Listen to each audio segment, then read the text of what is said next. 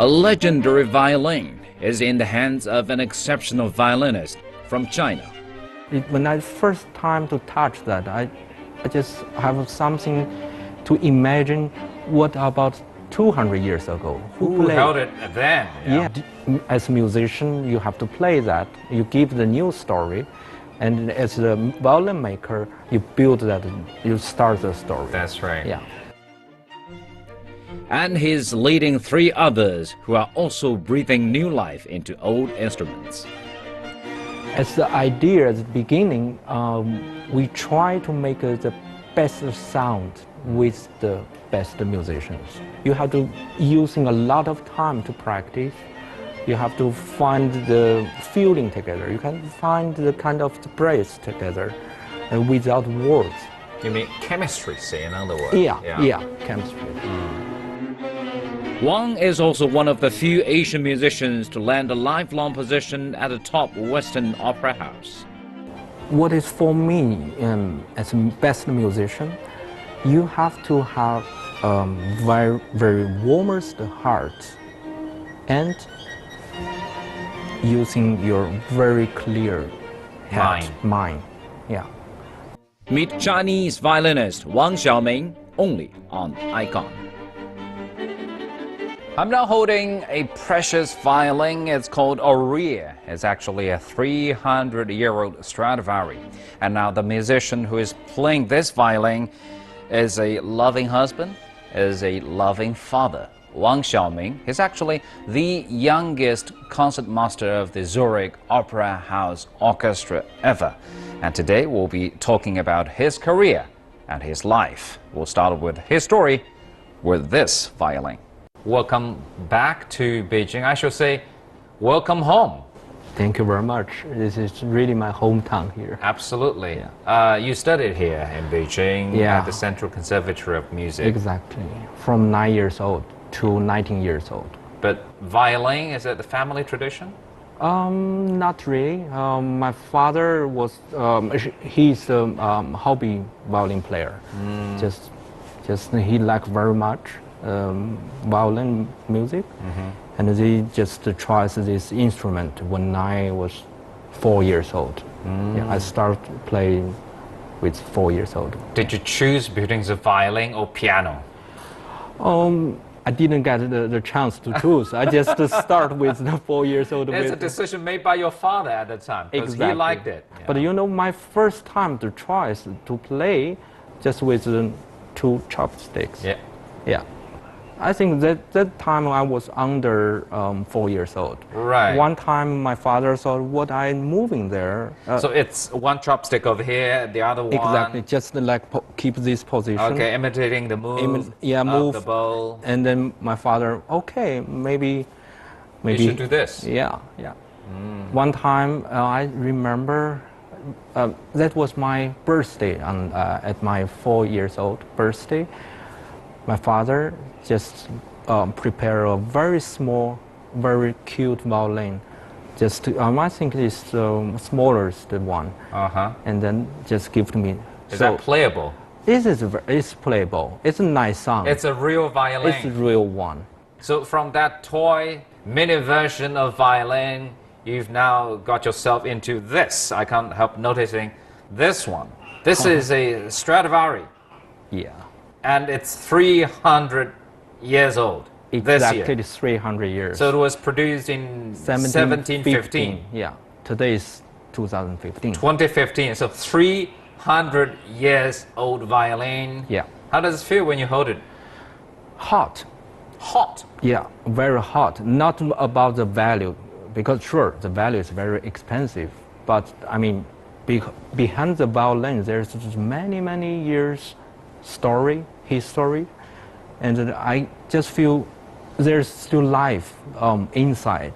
I just feel that it's very hot.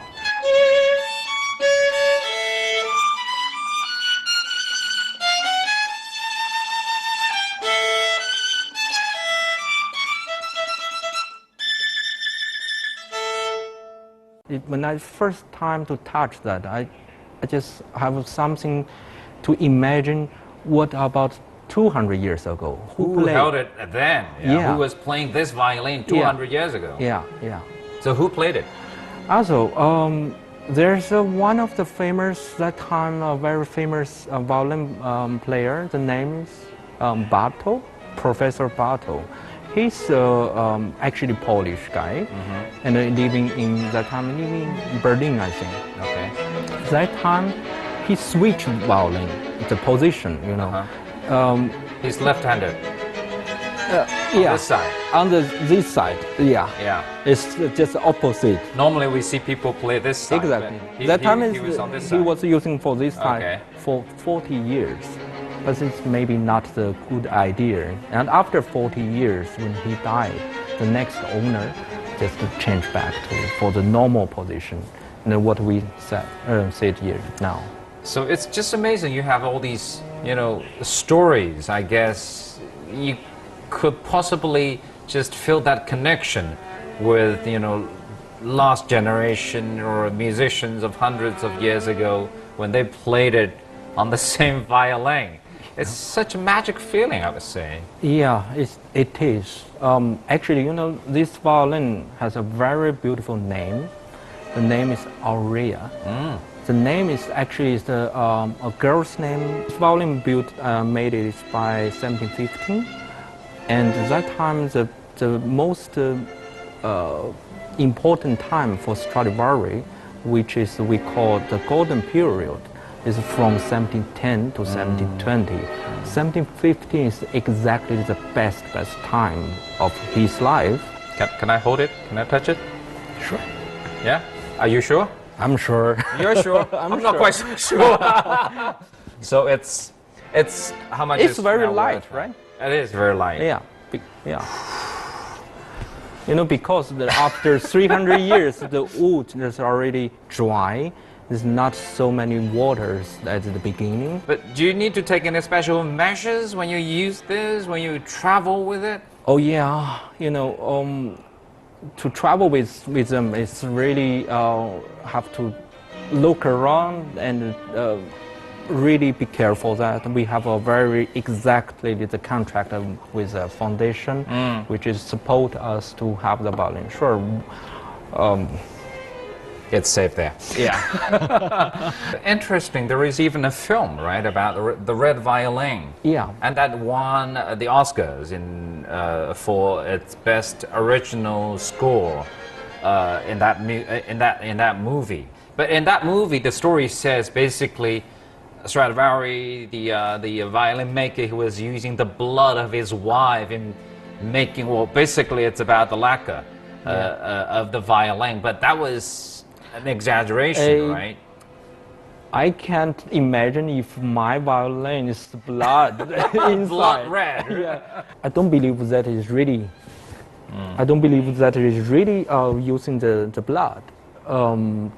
But what I hear, he has a very special lock for the color.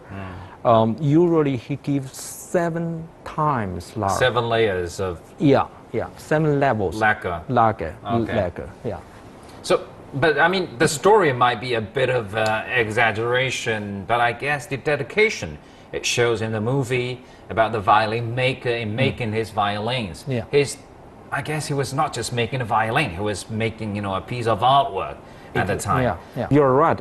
Absolutely. Yeah. Yeah. But the dedication is there. I can totally understand. Yeah. And I guess you can also. You can just tell the story, and it's a very nice story. There is, if there's really during for this blood story, but I mean, actually, I think it's very magic actually. Yeah. And I guess that's the spirit that goes in line with your spirit as a musician. The kind of a musicianship, in playing and in holding a violin like that, with history, with all these legendary stories. Yeah, this is just making together. I mean, as a musician, you have to play that. You give the new story, and as a violin maker, you build that. You start the story. That's right. Yeah.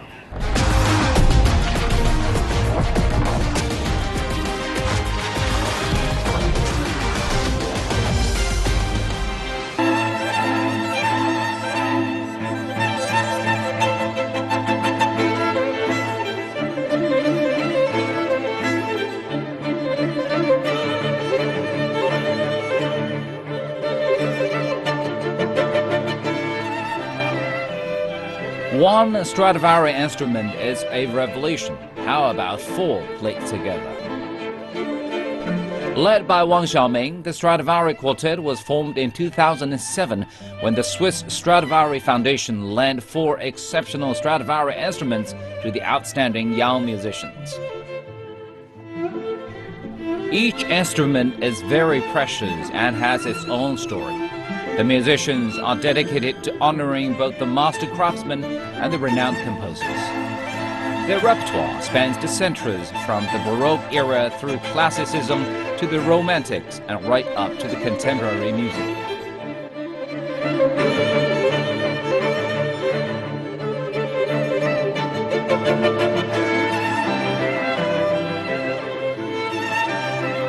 How did you come up with this idea to have a quartet? Yeah, so actually we start 2007, which years I moved to Switzerland. Yeah, the quartet based in Zurich. We got a very, very good connection with Habis Reuting Foundation. This foundation is a Stradivari Foundation as well, and they have 6 strats. We just fund each other the idea. Sure, we got the support from the foundation. We got 4 Stradivari's support us to as an ensemble group to hold these 4 Stradivari. As the idea at the beginning, we try to make the best sound with the best musicians, and then produce the best music to the audience. So best music, best musicians, best instruments, and best music. Yeah. That's pretty much the idea. Yeah. You're a solo artist. At the same time, you play with your members, fellow members in this quartet. How different does it feel for you? Actually, at the beginning, it's not very easy. Sure, we say the music is the best language, but we have a different culture. We have different background. We have different ages. But sure, actually for the chamber music, at the beginning, always not easy because you have to really find each other. It's difficult to say. You have to using a lot of time to practice. You have to find the feeling together. You can find the kind of the breath together without words. You mean chemistry, say in other words? Yeah, chemistry. Just now you mentioned differences in culture. Say you're from China and the rest of the team, they're from Switzerland. Yeah. What is the biggest difference in terms of culture? Communication. For me, it's the way of thinking. Exactly, yeah. Actually, the music is making much closer because everybody want to make the great music. Great music, yeah. But the communication, the thinking how to tell what you want is different. Understanding of music. Yeah. Understanding of what is good music. Yeah. So it's more about your education background. You're from the Central Conservatory of Music in China, educated by Chinese musicians, Chinese professors. Yeah. While the rest of them are actually in Europe. Yeah. What about chamber music? I mean, what do you think is the outlook like in China, chamber music? Chamber music actually is kind of for soloists. I won't be say this is accompanying. You accompany me, I accompany you again. No. You work together. We work together. It's very fantastic teamwork for chamber music. If you can find this point, you just can get this fantastic feeling, fantastic music. Yeah, chemistry again. Yeah.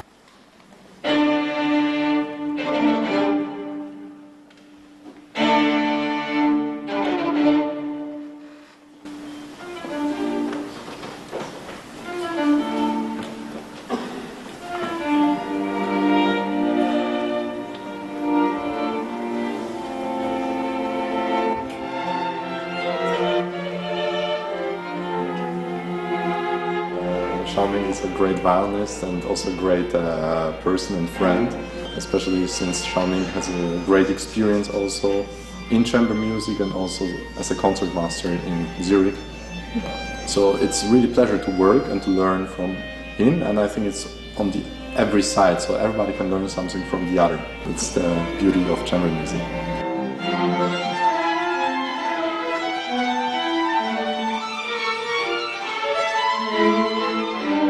Xiaoming is very easy to work because he has a great talent not only in playing the violin and in knowledge in quartet playing, but he has a very diplomatic sense and a good atmosphere for working together.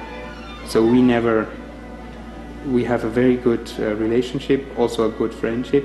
We never fight between each other.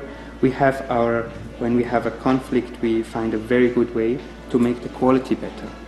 Yeah, so everything benefits for a better quality, and I think it's to his leadership that we can achieve that. So I think his big strength, next to the violin playing and next to organizing, he's a good organizer, is to balance the atmosphere in the quartet and to keep everyone trying his best. Yeah.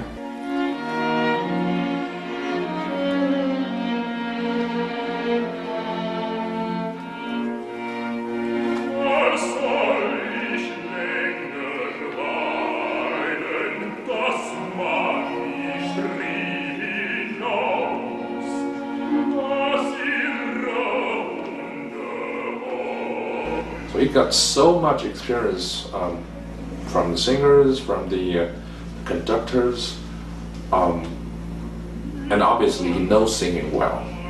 I know even he's not a singer, but he knows singing because he's been working with the great singers all the time. And also, I would say he's one of the best violinists I've ever seen. He's like he's playing just so pure. I mean, very musical, and I would say he would be a great soloist, but he just preferred to play with the orchestra and chamber music ensemble. But maybe next time I would love to hear his concerto or a recital concert.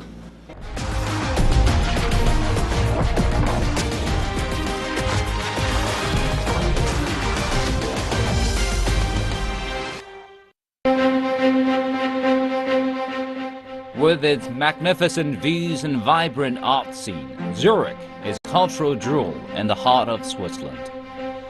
For Wang Xiaoming, it's where he calls home now. In 2008, at the age of merely 26, he landed the coveted position of concertmaster with the Zurich Opera House, the youngest person to do so in its century-long history. Besides savoring career success, he is also enjoying a stable and happy life with his family in the city.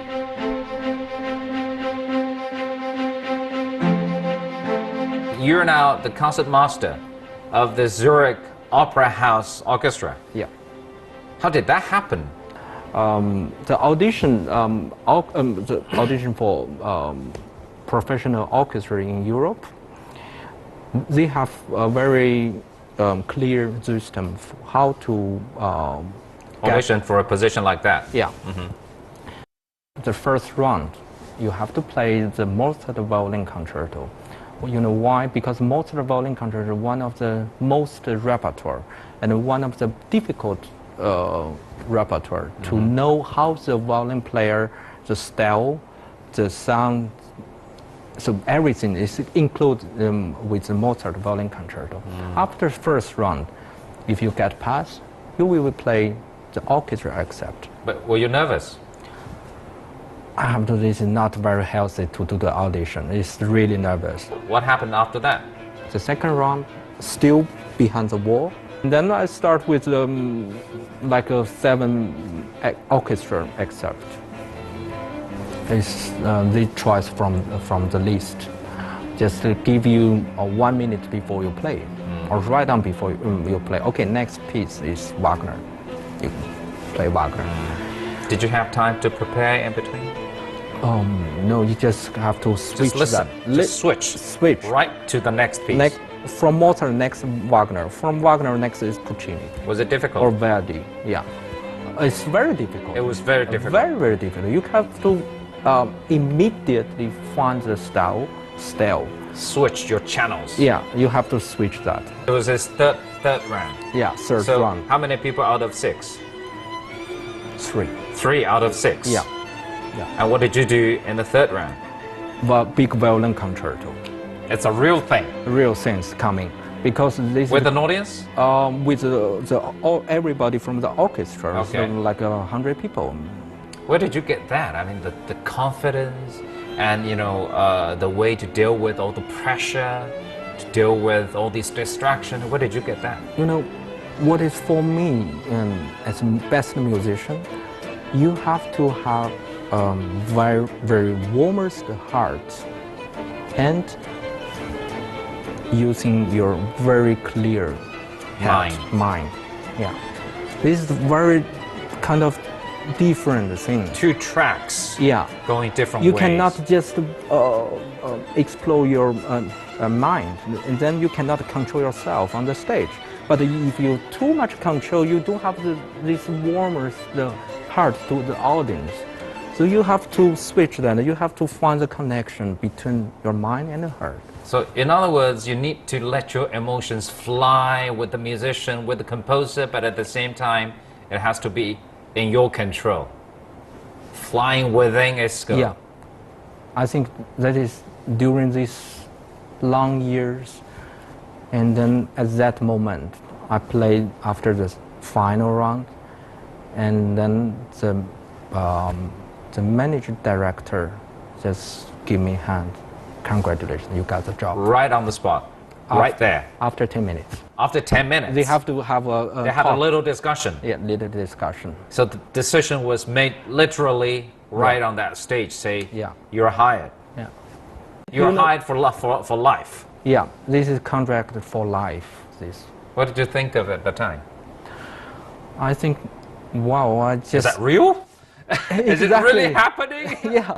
26 years old at the time. Yeah. And yet you 30. won that position of the concert master of a top 10 opera house orchestra in Yeah. the world. Yeah. What does it mean to you? Pressure? Pride? Very stable life. I didn't think of that. That is true, though. It's another thing is very important. I have a very high level stage for my music life, right? Is that the life you've imagined actually when you were younger? Say when you were still a student at the conservatory? You know, actually, in China or a lot of in Asia, the students want to be everyone the soloist. Exactly. Yeah. But what I thought, if you are making music, if you are playing violin, you can, okay, if you play the violin, you cannot only say, I will do only for the soloist, because this is too small market there. It's really hard, and hard life as well. Not so stable like me. For a solo artist. Yeah, yeah. But I mean, if you can open your mind, you can do the orchestra member, orchestra musician. If you like the chamber music, if you after these two things, different things, I'm sure you will be also a good soloist. So in other words, you got the chance now to be a solo artist. At the same time, you work with other fellow musicians Yeah. in your quartet, Yeah. and also you get the chance to work with an orchestra. Yeah. So basically, you have the stages of all different sizes. Yeah. Now I do as concertmaster in the orchestra, as a first violin with a Stradivari quartet, and sometimes I also do some my recital and solo with the orchestra.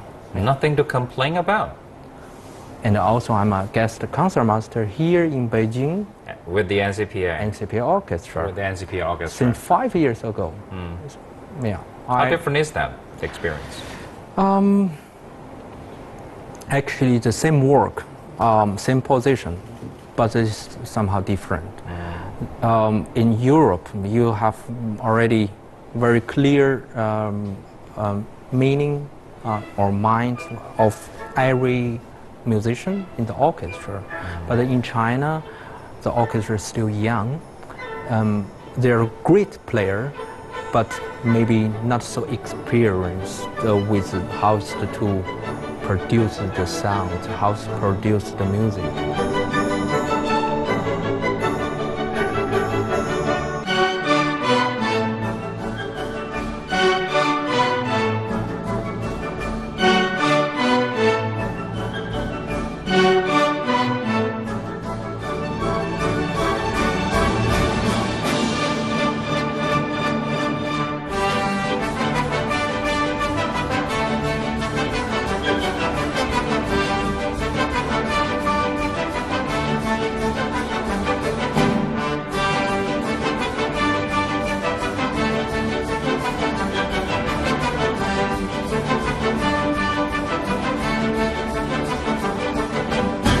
So it seems everything is, like I said, in place.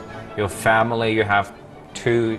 Where that's the that's the son or the daughter? That's your son. 19 months. 19 months. Today is 19 months. And you have also a daughter. Daughter, 3 years old. 3 years old. Yeah. So what do you have to complain about? Everything is happening so nicely for you. Your life is, you know, live in such a beautiful country in Switzerland. Just look at that.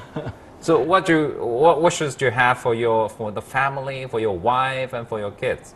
Yeah, actually, my family helped me to do that. To help me to do my career, especially my wife and my parents. You met her in Switzerland. Actually, I met her in China. In China? We are together until today, like 16 years. 16 years already? Yeah.